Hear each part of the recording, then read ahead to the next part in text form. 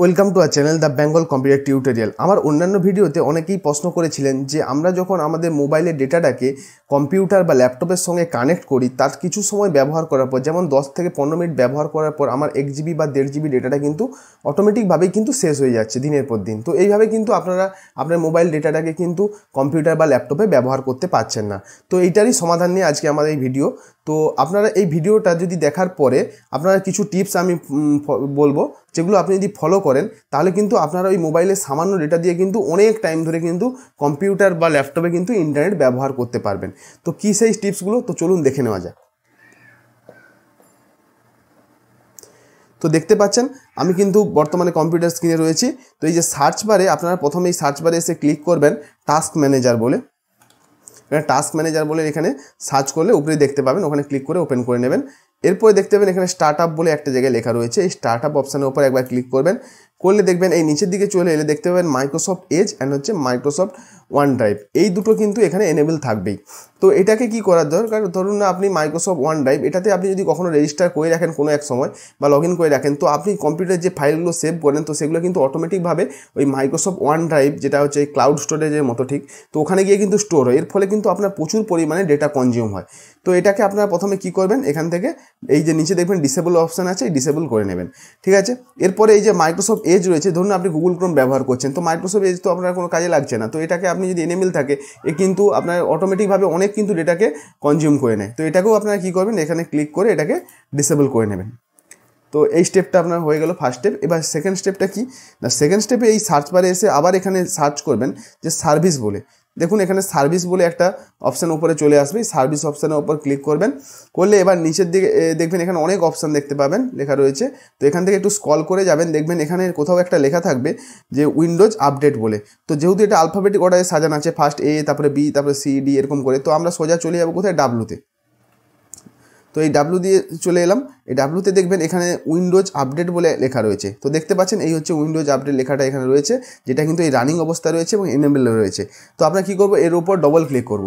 Double click করলে দেখতে পাবেন এখানে একটা পেজ ওপেন হবে, এই জেনারেল অপশানের উপর ক্লিক করাই থাকবে। তো এখানে দেখবেন এই স্টার্ট আপ টাইপ, ঠিক আছে, এখানে দেখবেন ম্যানুয়াল করা আছে। এইটাকে কি করতে হবে, আপনাকে ডিসেবল করতে হবে, কারণ উইন্ডোজ আপডেটটাকে যতক্ষণ না আপনি ডিসেবল করবেন এ কিন্তু অটোমেটিক কম্পিউটার চালু অবস্থাতে আপনার অজান্তেই কিন্তু আপডেট হতেই থাকবে। তো এর ফলে প্রচুর পরিমাণে ডেটাটা কনজিউম হয়, এটাই হচ্ছে প্রধান সমস্যা এর। ঠিক আছে। তো এটাকে আপনাকে কিন্তু ডিসেবল করে নেবে। এবার যদি মনে হয় যে আমি যদি উইন্ডোজ আপডেট করতে চাই, তাহলে পরে আবার এই অপশানটা থেকেই ধরে এখান থেকে আপনারা ম্যানুয়ালি করে দেবেন বা অটোমেটিক করে দেবেন। ঠিক আছে। তো তখন আপনার উইন্ডোজটা আপডেট আবার শুরু হয়ে যাবে।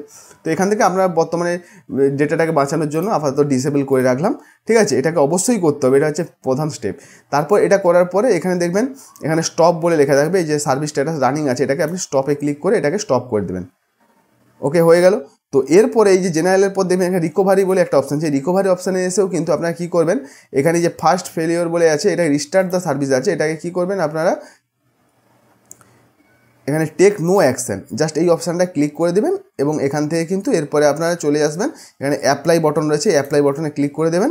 তাহলে কিন্তু দেখতে পাবেন আপনার এখানে এটাও ডিসেবল হয়ে গেছে, এটাও স্টপ হয়ে গেছে। তারপরে আপনার এখানে ওকেতে ক্লিক করে এখান থেকে বেরিয়ে চলে আসবেন। তো এটা হচ্ছে আমার সেকেন্ড স্টেপ। এরপর আমার থার্ড স্টেপটা কী ফলো করতে হবে, তো আপনারা এই জাস্ট সার্চ বারে এসে, সার্চ বার নয়, এখানে জাস্ট আপনার এই যে আপনার যে ইন্টারনেট কানেকশানটা হয়ে আছে, মানে যেখানে আপনার এই যে ওয়াইফাই সিম্বলটা দেখতে পাবেন, যেখানে এই ডিভাইসের নাম দিয়ে থাকে, এই ওয়াইফাই সিম্বলের উপর জাস্ট একবার রাইট ক্লিক করবেন। রাইট ক্লিক করার পর দেখবেন এখানে open network and internet setting বলে একটা অপশান রয়েছে। তো এই অপশানের উপর ক্লিক করবেন। করার পর দেখবেন এই বাম দিকে একটা সেটিংয়ের পেজ খুলে যাবে। তো এরপর দেখবেন এই বাম দিকে ওয়াইফাই বলে একটা জায়গায় লেখা রয়েছে, ওয়াইফাইয়ের উপর একবার ক্লিক করবেন। ওকে, করলে দেখবেন আপনার যে ডিভাইসের সঙ্গে বর্তমানে আপনার কম্পিউটার বা ল্যাপটপটি কানেক্ট করা রয়েছে, তো সেই ডিভাইসের নামটা এখানে শো করবে। তো অবশ্যই এর জন্য কিন্তু আপনার ডিভাইসটাকে আগে মোবাইলের সঙ্গে বা কোনো ইথারনেট হোক বা মোবাইলের সঙ্গে আপনাকে কিন্তু এটা কানেক্ট আগে করে রাখতে হবে, তাহলে এই ডিভাইসের নামটা শো করবে। তো এখানে আবার কি করতে হবে, আবার এর উপরে আপনি ডবল ক্লিক করবেন। ডবল ক্লিক করলে দেখবেন আরেকটা পেজ ওপেন হবে। তো এরপরে আপনার নিচের দিকে চলে এলে দেখতে পাবেন এখানে মিটার কানেকশান বলে লেখা আছে। তো এটা বাই ডিফল্ট কিন্তু সবারই অফ থাকে, তো এটাকে অন করতে হবে। তো আপনারা চাইলে এই মেসেজটা পড়লেই বুঝতে পারবেন এই মিটার কানেকশান অন করা থাকলে তাহলে আপনার কম্পিউটারে কিন্তু যেগুলো অপ্রয়োজনীয় যে সমস্ত অ্যাপ্লিকেশান হোক সেগুলো কিন্তু আপডেট হবে না।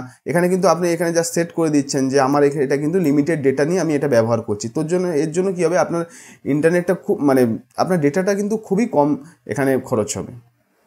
তো এই মেসেজটা আপনি পড়লেই বুঝতে পারবেন। তো এটাকে অবশ্যই কিন্তু অন করে রাখতে হবে, তাহলে আপনার অনেকখানি কিন্তু ডেটা কনজিউমটা কমে যাবে। তো এই ছিল আমাদের 3 নম্বর স্টেপ, এটা আমি ক্লোজ করে দিলাম। তো এরপরে লাস্ট যে স্টেপটা, এটা 4 নম্বর স্টেপ। এখানে আপনি জাস্ট এখানে সার্চ বারে এসে সার্চ করবেন যে ডেটা ইউসেজ বলে, ঠিক আছে। এই যে ডেটা লিখলেই দেখবেন এখানে চলে আসবে ডেটা ইউসেজ ওভারভিউ, বা এটা আপনি পুরোটাই লিখতে পারেন ডেটা ইউসেজ ওভারভিউ, এই অপশানটায় ক্লিক করবেন।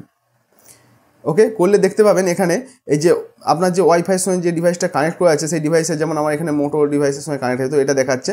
তো আপনারা কী করবেন, জাস্ট এখানে এর নিচে দেখবেন এখানে ডেটা ইউসেজ বলে একটা এখানে অপশান দেখতে পাবেন, এই ডেটা ইউসেজের উপর ক্লিক করবেন। করলে আপনারা কিন্তু এইখানে এই লিস্ট থেকেই দেখতে পাবেন আপনার কোন ধরনের অ্যাপ্লিকেশান কত পরিমাণ ডেটাকে আপনার কনজিউম করে রাখছে বা ব্যবহার করে রাখছে, ডেটাগুলোকে বেশি ব্যবহার করে। তো সেই অ্যাপ্লিকেশানগুলো এখানে দেখতে পাবেন।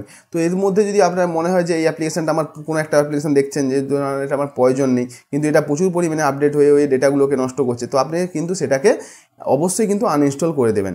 তো যেহেতু আমরা ক্রোম ব্যবহার করি, এ তো থাকবেই সিস্টেম, তো এটা এই দেখুন সিস্টেম আপডেট হয়ে থাকে বলে এখানে কিন্তু প্রচুর পরিমাণে ডেটাকে এখানে কনজিউম করে রেখেছে অলরেডি। তো আমরা কি করব, এগুলো তো আমরা সেখান থেকে আগে স্টপ করে দিয়েছি। তো আমরা এখানে চাইলে ডেটা লিমিট সেট করতে পারেন। ধরুন না আপনার সারাদিনে পার ডে 1 GB ডেটা থাকে মোবাইলে, তো আপনি যদি মনে করেন যে আমি কম্পিউটার বা ল্যাপটপে ব্যবহারের পারপাসে আমি 700 MB খরচ করবো, বাকি 300 MB আমি রেখে দেবো। তো আপনারা কী করবেন, এই এন্টার লিমিটে ক্লিক করবেন। করলে এখানে মান্থলি আছে, মান্থলি আমার প্রয়োজন নেই, কিন্তু মান্থলি হিসাবে আপনার করতে অনেক সমস্যাও হবে। তো আমি এখানে 1 টাইম করলাম, ঠিক আছে। 1 টাইম করার পর এখানে দেখতে পাবেন এখানে কি ডে আনটিল ডেটা এক্সপায়ার, ঠিক আছে। এখানে ডে কি, আমি যদি একদিনের জন্য যদি সেট করি তাহলে আমি একদিন এখানে সিলেক্ট করব। এবার এখানে দেখবেন নিচে লিখে আছে ডেটা লিমিট। ধরুন না আমি আমার 1.5 GB মধ্যে, ধরুন আমি 700 MB আমি পার ডে কম্পিউটার পারপাসে ব্যবহার করব, ইন্টারনেট ব্যবহার করার জন্য। তো আমি এখানে কি লিখবো, 700। এবার এখানে আপনার যদি বেশি ডেটা থাকে, আপনি MB আছে GB আছে, তো নর্মালি আমাদের MBটাই দরকার, কারণ GB তো এত হয় না। তো MBতে সিলেক্ট করলাম, ঠিক আছে। তো এবার যদি আপনি এটাকে সেভ করে দেন, তো দেখবেন যে আপনার কম্পিউটারে প্রতিদিন যখন আপনি ইন্টারনেট কানেকশান দেবেন, যখনই দেখবেন 700 MB হয়ে গেছে, অটোমেটিক কিন্তু আপনার কানেকশানটা ডিসকানেক্ট হয়ে যাবে এবং আপনাকে মেসেজ দেখাবে যে এটা ডেটা লিমিটটা কিন্তু আপনার শেষ হয়ে গেছে। তো এইভাবে কিন্তু আপনারা ডেটাটাকে বাঁচিয়ে রাখতে পারবেন।